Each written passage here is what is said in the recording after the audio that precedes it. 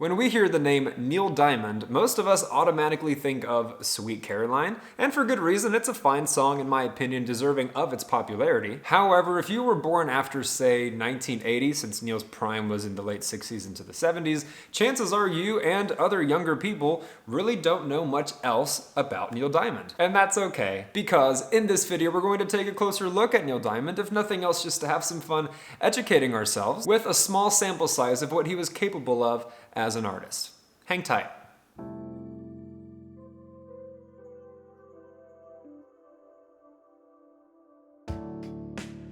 Hey music lovers, my name is Francis and welcome to Music Kingdom. If you'd like to support myself and the work I put into these videos, click the like button and subscribe to the channel. If you'd like to support the channel further, you'll find Music Kingdom's Patreon and other affiliate links in the description below. Alright, now before we enjoy Neil Diamond, first some historical context of what we're about to watch, and a brief disclaimer that I am admittedly a huge admirer of old music to begin with, but especially Neil Diamond. I've got the books, I've got an art piece of him in my bedroom, and personally speaking, I have him on my Mount Rushmore of all-time musicians. Which is why it brings me such joy to share my love for him with all of you. Now, as mentioned, Neil Diamond rose to stardom in the late 60s, and then by the early 70s, especially with the 1972 release of his live album, Hot August Night, Neil Diamond was shot to superstardom, and it continued through the remainder of the 70s. Which leads us to 1980, when Neil Diamond acted in and created original music for the film The Jazz Singer, which was a remake of the 1927 original. Neil Diamond's original work for The Jazz Singer gave us even more legendary songs in addition to what he'd made prior,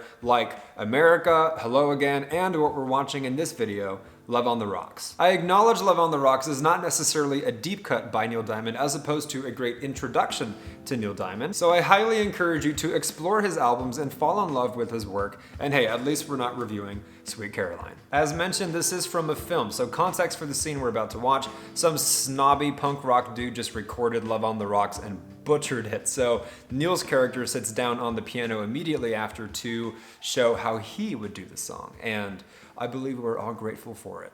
Can I ask the band to play the major seventh chords in the bridge and take it real easy?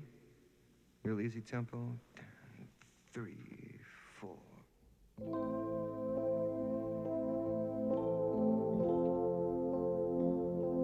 There's the snobby dude in the background.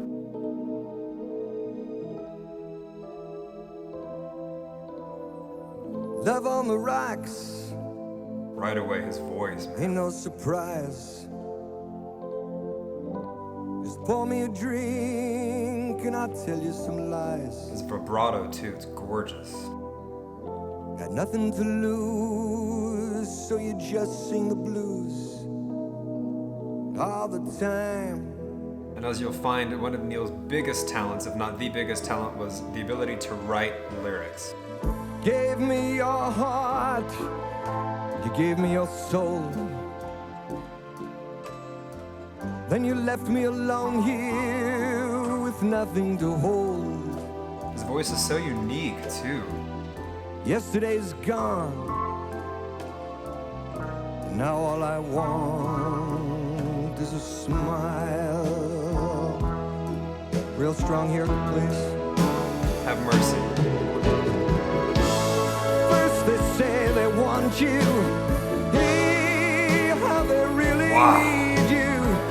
Suddenly you find you're out there, walking in a storm. And when they know they have you, then they really have you. Nothing you can do or say, you got to leave, just get away. We all know the song. Wow, what a voice. Such a distinctive sound. Love on the rocks. It ain't no big surprise. Just pour me a drink and I'll tell you my lies. Gorgeous composition too. Yesterday's gone.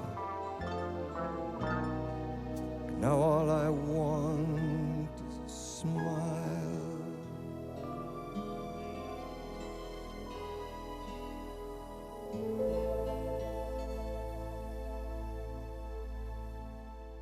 What makes it even better is just how god-awful that snobby punk rocker dude butchered the song. And there it is, a very brief example and introduction, however still effective in doing its job of showing you that Neil Diamond was a very gifted songwriter. He had the ability to compose, and he had a hell of a voice, a very distinctive, unique sound that few other artists in the history of music, if not any, sound like. To be honest, with that being such a small sample size, it really is just scratching the surface of what Neil Diamond was capable of as an artist. Lyrically speaking, While Love on the Rocks is a beautifully written song. There are so many other Neil Diamond songs that make you marvel at the true poet he was. As a composer, he was gifted as well, having literally scored the film adaptation of the book Jonathan Livingston Seagull. And as a vocalist, given what we just watched, very capable, and I would argue underrated when people talk about some of the greatest singers to ever exist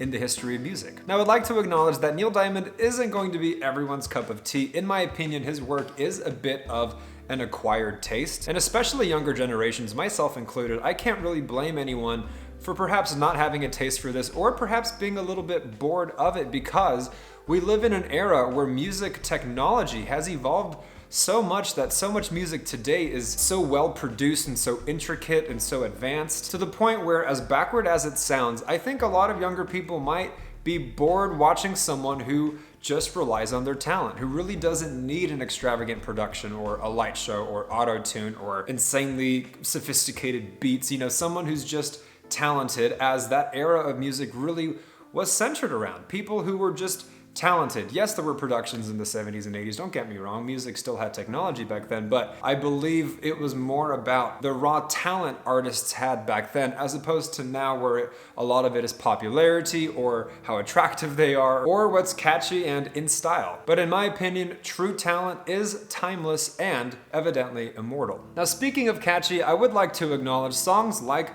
Sweet Caroline, Cherry Cherry, I'm a Believer, Red Red Wine, Cracklin' Rosie. Those are all fun, catchy songs that we all love by Neil Diamond, and rightfully so. I just, again, would love to stress and perhaps encourage you to explore Neil Diamond's catalog as an artist. The many decades of his work, particularly in my opinion, the early to mid 70s, is really genius, pure artistry. But again, that is if you have the taste for him. And hopefully I've done my job of at least exposing you to and educating you on Neil Diamond beyond what most people just think of regarding Sweet Caroline. Now, if you're watching this and you happen to be from the era of Neil Diamond's relevance and fame, let me know your thoughts and memories in the comments. I think it'd be really cool to hear from you guys. And if you happen to be younger like myself, I think it'd be really cool to hear your thoughts on him as well, especially having been exposed to the music that's out now. I'm interested to hear what my generation's opinion of Neil Diamond is. And if you have recommendations for other artists you want me to explore,